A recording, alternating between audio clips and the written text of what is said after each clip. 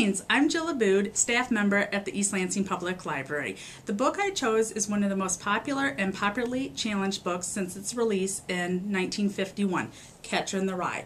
I chose this book because of what it's meant to me in my life. When I started high school many years ago, I was going through a lot of the typical teenage angst. At that time, my mom handed me a book and said, "I think maybe you'd like to read this, maybe you can relate to it." That book was Catcher in the Rye. When my mom was a teenager in rural Mississippi many years before then, her teacher secretly gave her a copy of the then scandalous book. So my mom handed me the same copy. It was tattered and it was torn. It looks very different than any other copy I've seen, including this one. I read it and then I handed it to all my friends and said, "You've got to read this book."